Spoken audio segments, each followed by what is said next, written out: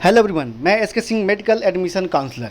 NEET PG 2023 और NEET UG 2023 counselling में लगातार नए नए चेंजेस दिखने को मिल रहे हैं। ऐसे में एक नया नोटिफिकेशन आया है खास करके एनएमसी की तरफ से। इस नोटिस में सीधा क्लियर किया गया है कि जो काउंसलिंग होगा वो सभी राउंड ऑनलाइन कराई जाएगी। किसी भी तरीके की कोई कॉलेज लेवल काउंसलिंग या फिर स्पोर्ट राउंड काउंसलिंग को कॉलेज के बेसिस पे नहीं कराई जाएगी। तो इस नोटिस को हम एक बार आप लोगों को डिस्क्राइब करने की कोशिश करेंगे।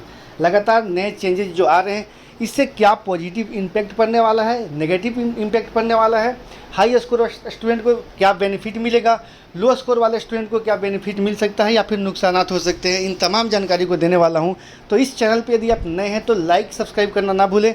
और यदि आप एडमिशन लेना चाहते हैं, एडमिशन गाइडेंस लेना चाहते हैं, तो वीडियो का स्क्रीन और डिस्क्रिप्शन में नंबर दिया हुआ है, वहाँ से आप नंबर लेके कॉल कर सकते हैं। वैसे जो मेरे सब्सक्रिप्शन प्लान है वो लगभग फुल होने वाले हैं कुछ ही दिनों में, तो आप चाहे तो अवेल कर सकते हैं। जितना जल्दी हो सके आप कॉल करें, कॉल करके आप सब्सक्रिप्शन ले सकते हैं। यहाँ से हमारी जो टीम है वो अभी से लेकर लास्ट तक गाइड की जाएगी, जब तक कि आपको पीजी के सीट या फिर यूजी के सीटें मिल नहीं जाती है।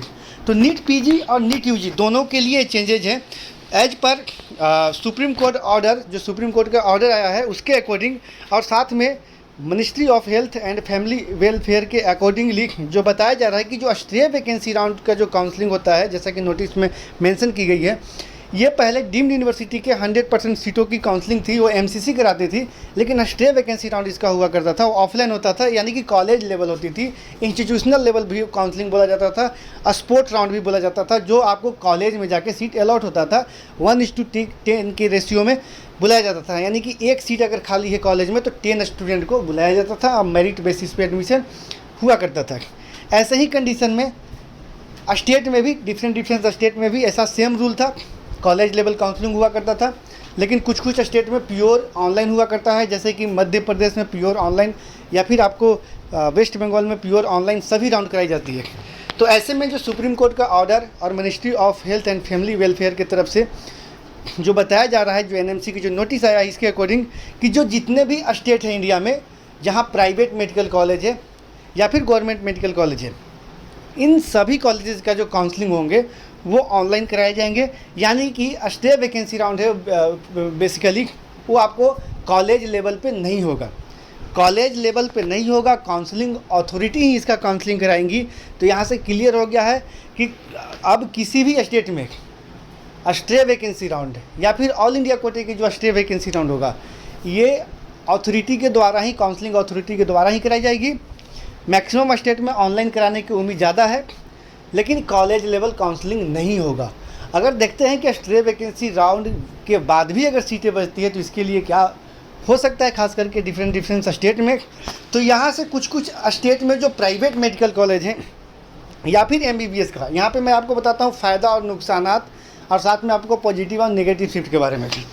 जिस स्टेट में प्राइवेट मेडिकल कॉलेज की सीटें हैं जिसका फ़ी काफ़ी ज़्यादा है, अनएफोर्डेबल है, उसको एफर्ड नहीं कर पाते हैं, और एनआरआई कोटे की सीटें हैं जहां की फ़ी काफ़ी ज़्यादा है, स्टूडेंट क्या कैपेबल नहीं होते हैं उन सीट को लेने के लिए, तो ऐसे कंडीशन में उन सीट को अभी भी नेगोशिएटेड पैकेज पे दी जाती है और दी जा सकती है। लेकिन उन स्टूडेंट के लिए काफ़ी ज़्यादा बेनिफिट होगा जो प्योर मेरिट बेस पे, काउंसलिंग तो जो भी होता है फेयर ही होता है, मेरिट बेस पे ही होता है, लेकिन उन स्टूडेंट के लिए ज़्यादा बेनिफिट होगा जिनका रैंक अच्छा है और सिर्फ गवर्नमेंट सीट लेना चाहते हैं। तो ऐसे कंडीशन में ऑल इंडिया की काउंसलिंग और स्टेट के काउंसलिंग में काफ़ी ज़्यादा न्यू रूल आए हैं, खास करके अपग्रेडेशन सिस्टम चेंज हुए हैं। इसके साथ साथ जो ये न्यू रूल आया है, स्टे वैकेंसी राउंड जो है वो ऑफलाइन ना होकर के ऑनलाइन होगा। ऐसे कंडीशन में गवर्नमेंट और प्राइवेट दोनों सेक्टर में उन स्टूडेंट के लिए अच्छा होगा जो कुछ नंबर से चूक रहे होते हैं। लेकिन उन स्टूडेंट के लिए थोड़ा सा दिक्कत होगा जो एनआरआई कोटे से एडमिशन लेना चाहते थे और उनके पास प्रॉपर एनआरआई के डॉक्यूमेंटेशन नहीं है।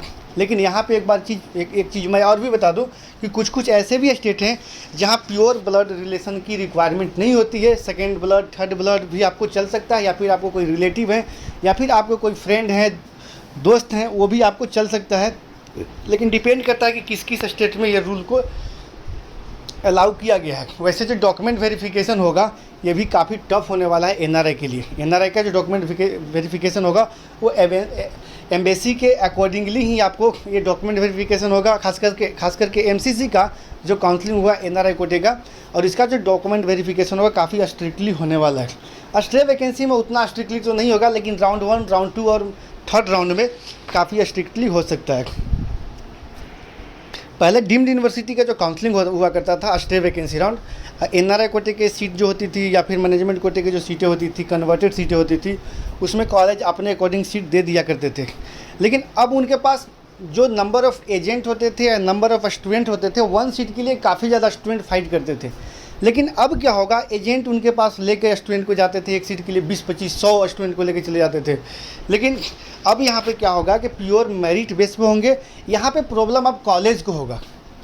अब यहाँ पे जो कॉलेज का फ़ी सपोज कीजिए 90 लाख पर एनम का है, सपोज कीजिए मेडिसिन का 90 × 3 27, यानी कि 2 CR 70 लाख रुपीज़ का अगर पैकेजेज जाता है, और ऐसे कंडीशन में अगर प्योर मेरिट पे यानी कि काउंसलिंग अथॉरिटी के द्वारा अगर सीटें दी जा रही है, ये कॉलेज में अगर सीटें नहीं आती है, तो यहाँ पे थोड़ा सा कॉलेज को काफ़ी हाई नेगोशिएटेड पैकेज पे सीट देने पड़ सकते हैं।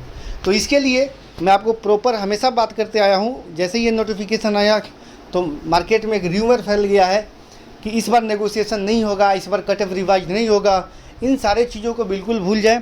नेगोशिएशन कराना या फिर फ़ी को कम कराना एक लीगल प्रोसेस है, लीगल वे है। आप चाहें तो आप किसी कॉलेज से, किसी पर्टिकुलर कॉलेज से बात कर सकते हैं, उसके मैनेजमेंट से बात कर सकते हैं, और आप नेगोशिएटेड फ़ी पे आप सीट को ले सकते हैं। कॉलेज चाहे तो आपको फ्री ऑफ कॉस्ट में एडमिशन ले सकता है, आपको चाहे तो फ्री में पढ़ा सकता है। इसमें ऐसा कोई रूल नहीं है कि आपको प्योर फ़ी आपको देना ही है। इसी तरीके से जैसे सपोज कीजिए कि कौन से कॉलेज में आप नेगोशिएटेड पैकेज में सीट ले सकते हैं। सपोज कीजिए जिसका 90 लाख पर एनम का सीटें हैं, आपका स्कोर बहुत ही गंदा है, लेकिन आपको सीट वहाँ पे ऑलरेडी मिल रहा होता है, ऑलरेडी मिल रहा है आपको 90 लाख पर एनम का। लेकिन उस सेम कॉलेज में अगर आप कॉलेज के मैनेजमेंट से बात करते हैं, उसी कॉलेज में आपको कॉलेज के मैनेजमेंट से बात करना है जहाँ आपको ऑलरेडी सीट मिल रहा होता है। सपोज कीजिए वहाँ पे अगर आपको सीट मिल गया, आपने पहले से बात कर रखा है नेगोशिएटेड पैकेज पे, तो आपको अगर जो 270 की जगह पे अगर 2 पे डील हुआ तो 2 आपको देना होगा, या फिर 1.50 पे डील हुआ तो 1.50 देना होगा, या फिर आपको फ्री में डील हुआ तो आप फ्री में वहाँ पे आप पढ़ सकते हैं, प्रैक्टिस कर सकते हैं। तो इन सारी चीज़ों को देखना होगा।